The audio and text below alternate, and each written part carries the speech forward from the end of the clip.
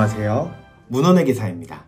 오늘은 가족법인 자금 지출 시 주의할 점에 대해 알아보겠습니다. 지난 시간에도 소개드렸지만 가족법인이란 법률상 용어는 없으며 말 그대로 가족을 중심으로 운영되는 회사이기 때문에 가족법인은 가족이 주주가 되는 동시에 이사와 감사를 맡는 형식으로 운영됩니다. 1인 법인은 일반적으로 주주가 1인인 경우를, 가족법인은 주주가 2인 이상인 경우를 말하며 큰 틀에서 1인 법인과 가족법인 모두 설립 목적이나 운영 방법이 유사하기 때문에 가족법인으로 묶어서 설명드리도록 하겠습니다. 지난 시간에 가족법인 운영 및 자금 조달 시 주의할 점을 소개하면서 가족법인을 만드는 가장 큰 이유는 절세를 하기 위해서라고 말씀드렸습니다. 9에서 24%인 법인세율이 6에서 45%인 종합소득세율보다 훨씬 낮기 때문에 절세 효과를 보는 것인데요. 하지만 자금 지출 시 주의를 하지 않으면 이러한 절세 혜택을 받지 못하기 때문에 법인 설립의 의의가 사라집니다. 따라서 가족법인을 제대로 운영하기 위해서는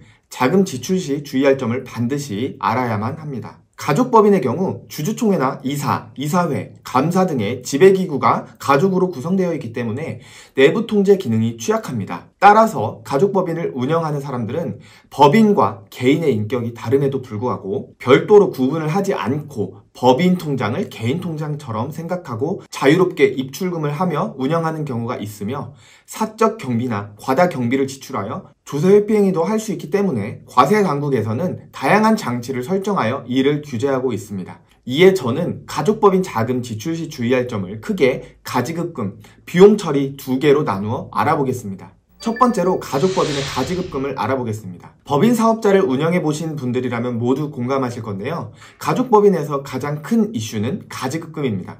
법인의 자금을 업무와 관련하여 지출하고 지출 근거도 남겨놓는다면 전혀 문제될 것이 없지만 가족법인은 업무와 관련된 지출, 업무와 무관한 지출을 섞어서 사용하기도 하고 업무와 관련된 지출이라도 지출 근거를 남겨놓지 않는 경우도 발생하기 때문에 여러 문제가 발생합니다. 가지급금은 보통 대표이사의 자금 무단 인출로 인해 발생합니다. 이러한 경우 상법이나 형법 등에서도 문제를 삼고 있으며 세법 또한 이러한 행위에 대해 문제를 삼고 있습니다. 법인의 자금을 명백하게 무단으로 인출한 경우 외에도 실무적으로 자금이 지출되었으나 거래 내용이 불분명한 경우에도 임시 개정 과목으로 가지급금으로 처리합니다. 또한 임시 개정 과목이기 때문에 기말에는 주임종 단기 대여금으로 개정 대체를 진행합니다. 가지급금은 크게 업무와 관련된 가지급금과 업무와 무관한 가지급금으로 나뉩니다. 아래의 경우에 해당하면 업무와 관련된 가지급금으로 보고 규제하지 않습니다. 대표자에게 상여 처분한 금액에 대한 소득세를 법인이 납부하고 이를 가지급금으로 계상한 금액, 직원에 대한 월정 급여액의 범위에서의 일시적인 급료의 일시 지급금, 직원에 대한 경조사비 또는 학자금의 대여액, 이때 학자금에는 자녀의 학자금을 포함합니다. 중소기업에 근무하는 직원에 대한 주택구입 또는 전세자금의 대여액 등 이때 주주 등인 직원은 제외합니다. 방금 말씀드린 경우를 제외하면 대부분 업무와 무관한 가지급금으로 볼 수 있습니다. 법인의 자금이 임직원, 주주, 관계회사 등 해당 법인과 특수관계에 있는 자에게 대여되면 이를 업무무관 가지급금으로 보고 세법상 인정이자 4.6%만큼 법인의 입금으로 처리하고 해당 금액을 대표이사 등의 상여 등으로 소득 처분합니다. 또한 가지급금을 업무무관 자산으로 보고 지급이자 송금불산입 규정을 추가로 적용합니다. 인터넷 검색을 해보면 가지급금을 해결하는 여러 방법이 있다고 알려져 있는데요. 사실 이 방법들은 안전한 방법이 아닙니다. 이 방법들이 안전하다면 과연 누가 정당히 세금 내고 배당이나 상여로 가져가겠어요? 누구나 회사 돈을 맘대로 빼간 뒤에 가지급금을 없애버리겠죠. 원칙적으로 가지급금을 리스크 없이 완전히 해결하는 것은 어렵다고 생각하셔야 하며 가지급금이 발생하면 즉시 법인에 입금시키는 것이 좋습니다. 만약 바로 입금하기 어려운 상황이라면 4.6%만큼 이자를 받기로 계약서를 작성하고 이를 이자 수익으로 계상하여야 대표이사에 대한 상해 처분을 피할 수 있습니다.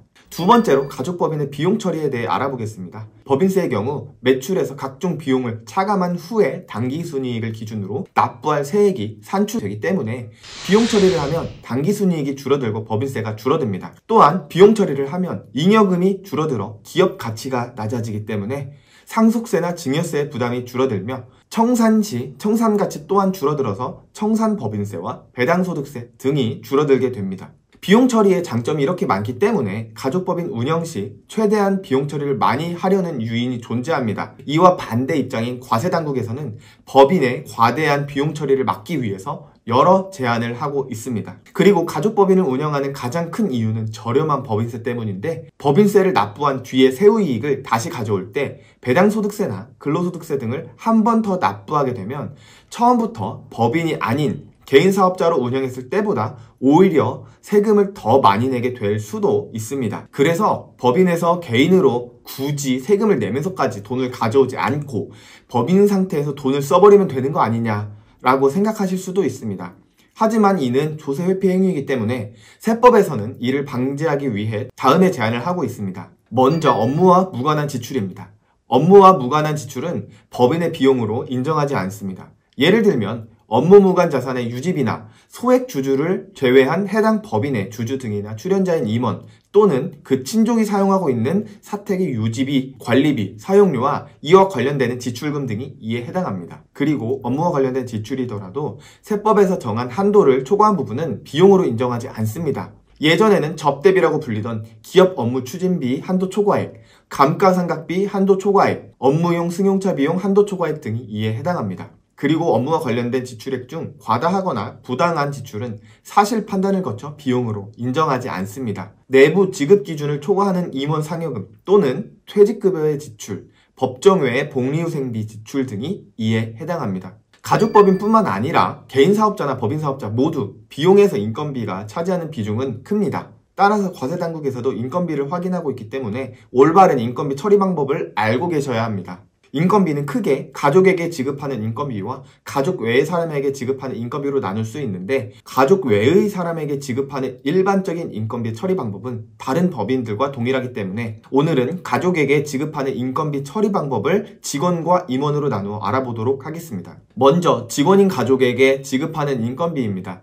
가족을 직원으로 채용하는 경우 실제 근무를 하였고 입증이 가능하다면 일반 직원의 인건비와 동일하게 비용 처리가 가능합니다. 이때 입증은 근무일지 등으로 가능합니다. 하지만 가족이 실제 업무를 하지 않았다면 업무 무관 지출에 해당하여 비용 처리가 되지 않으며 실제 근무하였더라도 정당한 사유 없이 동일 직위에 있는 다른 직원에 비해 과도하게 지급되는 경우에는 초과분에 대해서는 비용으로 인정되지 않습니다. 가족에 대한 인건비에도 당연히 4대 보험 및 근로소득세가 부과되어 원천 징수를 해야 하며 조세특례제한법 제29조의 8 통합고용세액공제에서 상시 근로자 수에서 제외되기 때문에 상시 근로자 수 계산 시 주의해야 합니다. 다음으로 임원인 가족에게 지급하는 인건비입니다. 임원의 급여도 직원의 급여와 마찬가지로 실제로 근무하였으면 비용 처리가 가능하고 실제로 근무하지 않았으면 비용 처리가 불가능하며 정당한 사유 없이 동일 직위에 있는 임원에 비해 과도하게 지급되는 경우에는 초과분에 대해서는 비용으로 인정되지 않습니다. 하지만 정당한 사유가 있으면 다른 이사 또는 대표이사보다 많이 받는 것은 가능합니다. 명백히 뛰어난 실적을 낸 경우 이에 해당하겠죠. 물론 입증 책임은 법인에게 있습니다. 임원은 상근 임원과 비상근 임원으로 나뉘는데요. 비상근 임원인 비상근 이사나 감사에게 인건비를 지출하는 경우 실제 근무하지 않았는데 인건비가 지급되는 경우에 해당될 수 있으므로 비상근 임원에게 인건비를 지급하기 위해서는 업무일지나 이사회 회의록 등의 서류를 갖춰놓는 것이 좋습니다.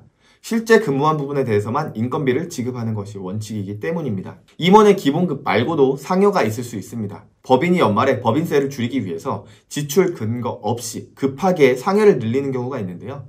나중에 세무조사 시 문제가 될 수도 있기 때문에 정관, 주주총회, 사원총회 또는 이사회의 결의에 의하여 결정된 급여 지급 기준에 의하여 지급하셔야 합니다. 또한 가족법인에서 임원의 퇴직급여를 통해 돈을 가져오는 방법도 있는데요. 이때 퇴직급여는 정관이나 정관에서 위임받은 지급 규정에 따라 지급이 되어야 합니다. 만일 이러한 규정이 없으면 법에서 정한 방법에 따른 금액 한도 내의 것만 인정합니다. 이에 관한 내용은 법령 제44조 제4항에 규정이 되어 있습니다. 사항, 법인 임원에게 지급한 퇴직급여 중 다음 각 호의 어느 하나에 해당하는 금액을 초과하는 금액은 손금에 산입하지 아니한다. 1호 정관의 퇴직급여, 퇴직위로금 등을 포함한다. 로 지급할 금액이 정하여진 경우에는 정관에 정하여진 금액. 2호 제1호 외의 경우에는 그 임원이 퇴직하는 날부터 소급하여 1년 동안 해당 임원에게 지급한 총 급여액의 10분의 1에 해당하는 금액에 기획재정부령으로 정하는 방법에 의하여 계산한 근속연수를 곱한 금액. 참고로 법인세법상 한도 내에서 퇴직급여를 받는 경우 지급하는 법인은 전액 비용 처리가 가능하지만 수령하는 개인은 이 금액이 소득세법상 퇴직소득세 한도를 벗어나게 되면 그 부분은 퇴직소득세가 아닌 근로소득세로 과세됩니다. 통상 퇴직소득세가 근로소득세에 비해서 유리하기 때문에 정관의 퇴직금을 소득세법상 퇴직금 한도 이상으로 설정하시는 것을 추천드립니다. 소득세법상 퇴직금 한도는 아래와 같습니다.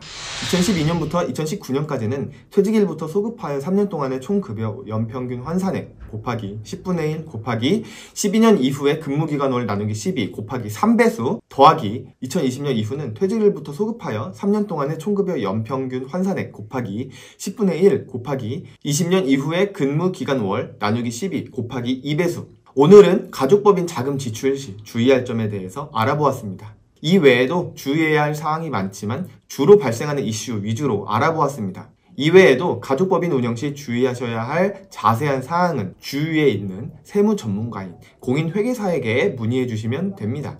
시청해 주셔서 감사합니다.